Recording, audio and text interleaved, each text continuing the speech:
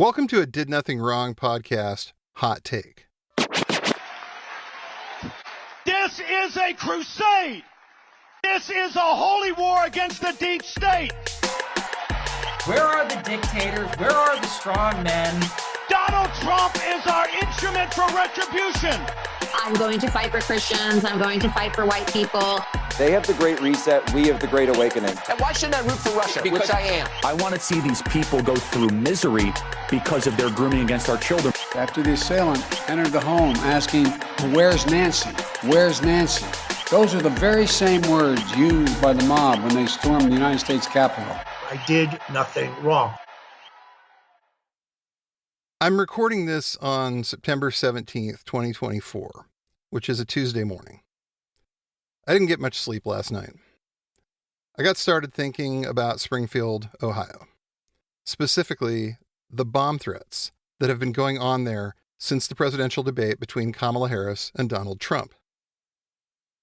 As you probably remember, Trump made reference to a false story that's going around on social media about Haitian refugees in Springfield supposedly stealing and eating pets. Now, I want to be extremely clear. There is absolutely no evidence that this is occurring. The police say they've had no reports of anything like this. The city manager says the same thing. The governor also backs this up. So, Haitians are not stealing people's pets and eating them. This is not a thing. So where is it coming from? This racist garbage was originally spread by, you guessed it, libs of TikTok. Haya Rychik started posting about it on July 12th to try to draw attention to the increasing number of migrants in Springfield. They absolutely love their great replacement theory, that they do. From there, a neo-Nazi group that calls itself Blood Tribe had a march through Springfield to push this narrative harder. It came up again at a city commission meeting on August 27th, 2024, by a guy affiliated with said neo-Nazis. Hat tip to journalist and friend of the pod, Kate Ross, for catching that. From there, it was picked up by the usual Twitter accounts like End Wokeness, Jack Posobiec, Laura Loomer, etc. From there, it was mentioned in the debate by Donald Trump. What they have done to our country by allowing these millions and millions of people to come into our country, and look at what's happening to the towns all over the United States. And a lot of towns don't want to talk. It's not going to be Aurora or Springfield. A lot of towns don't want to talk about it because they're so embarrassed by it. In Springfield, they're eating the dogs, the people that came in. They're eating the cats. They're eating the pets of the people that live there. And this is what's happening in our country, and it's a shame. I just want to clarify here. You bring up Springfield, Ohio, and ABC News did reach out to the city manager there. He told us there had been no credible reports of specific claims of pets being harmed, injured, or abused by individuals within the immigrant community. Well, I've seen people on television. Let me just say here, this is the people on television say my dog was taken and used for food. So maybe he said that, and maybe that's a good thing to say for a city manager. I'm not taking this from television. But the people on television saying their dog was eaten by the people that went there. Now, we know that Trump was hanging out with Laura Loomer all week, and also that he pretty much lives on social media. So we can make a educated guess as to where he heard about this. And then from there, the bomb threats started. Those issues continue to stir in Springfield after statements made earlier this week about Haitian migrants, including new this morning. Several medical centers have been added to a list of places targeted for bomb threats. 2 News reporter Kajeja Hawkins is live in Springfield where those threats happen. Kajeja, what do you know? So Sartaj, this entire city has been in the political spotlight after this week's presidential debate. This morning, multiple bomb threats were made to more public buildings, this time hospitals, one at Kettering Health and another one here at Mercy Health. According to Kettering Health, earlier this morning, the Springfield Police Department alerted the hospital security team that a bomb threat had been made towards Kettering Health Springfield. Another threat was also made at approximately 6 a.m. to the Mercy Health Springfield Regional Medical Center. Both hospitals were on a temporary lockdown while the threat was in place. Springfield PD secured and searched both hospitals. Nothing was found within or outside the hospital, and the threat was determined to be not credible. Springfield Police Chief Allison Elliott says that there have been multiple threats these past several days, including to city buildings and schools. She says the department is working hard to protect the community and people's peace of mind. We empathize and understand that this affects everybody in the community, but we remain committed to public safety, and we understand, that we're cooperating with resources, and we have multiple resources in place to help us fully investigate these matters and ensure that we continue to remain committed to our public safety.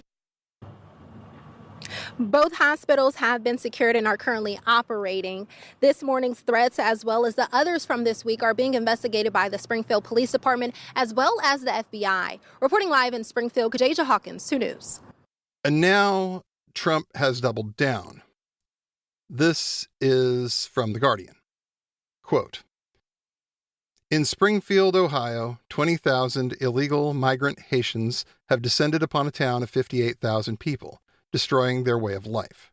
They've destroyed the place, Trump said during a rambling press conference at his golf course in Los Angeles.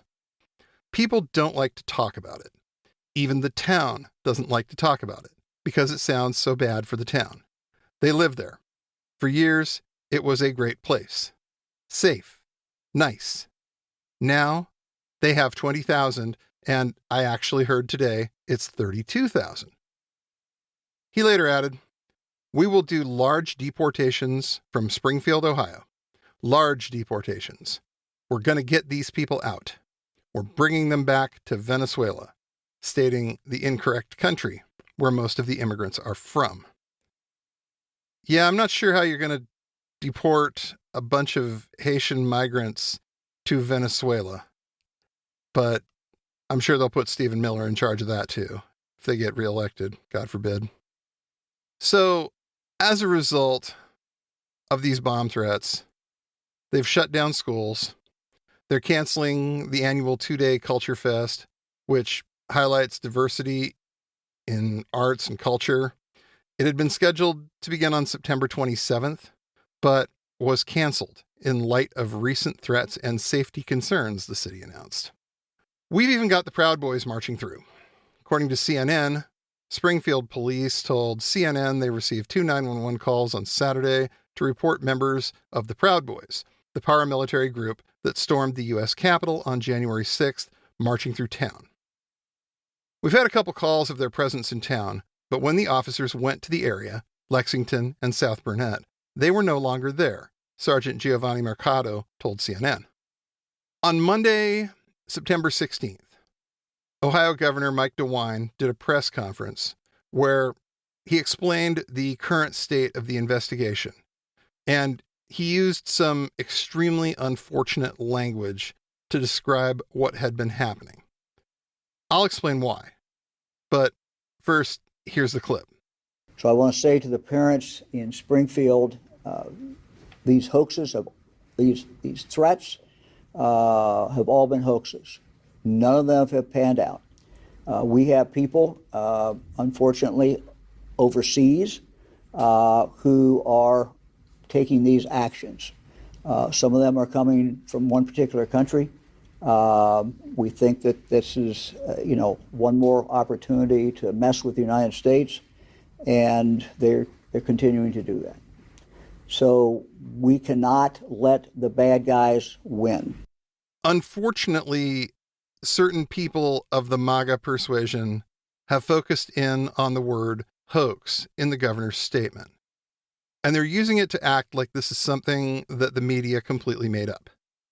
I'm seeing videos popping up with titles like, "Media humiliated over Springfield hoax," and claiming that this is some kind of victory for MAGA, simply because there wasn't actually a bomb. Hell, you've got J.D. Vance doing the equivalent of a victory lap in an interview with Dana Bash that he got people talking about this. Just once and for all, you again started this in part by saying that, which Donald Trump repeated on the debate stage, that, and he didn't say anything about the policies that you're talking about. He just said Haitians are eating dogs and cats. Can you affirmatively say now that that is a rumor that has no basis with evidence? Dana, the evidence is the first-hand account of my constituents who are telling me that this happened. First-hand accounts from constituents who have told him this is happening. Well, I think it's been conclusively proven by now on this program, among many others, that J.D. Vance is a compulsive liar and will say absolutely anything to advance whatever agenda he's trying to advance at the time. So, if he says first-hand accounts, he needs to bring some receipts. Here's the truly damning part. The American media totally ignored this stuff until Donald Trump and I started talking about cat memes. If I have to, create stories so that the American media actually pays attention to the suffering of the American people, then that's what I'm going to do, Dana, because you guys are completely letting Kamala Harris coast. You had one interview with her. You talk about pushing back against me, Dana. You didn't push back against the fact that she cast the deciding vote on the Inflation Reduction Act, which is why a lot of Americans can't afford food and housing. You just said that you're creating a story. About public policy. Sir, you just said that you're creating the story. What's that, Dana? You just said that this is a story that you created. So the eating dogs and cats thing is not accurate. Dana, it comes from firsthand accounts from my constituents. I say that we're creating a story, meaning we're creating the American media focusing on it. The American media totally ignored this stuff until Donald Trump and I started talking about cat memes.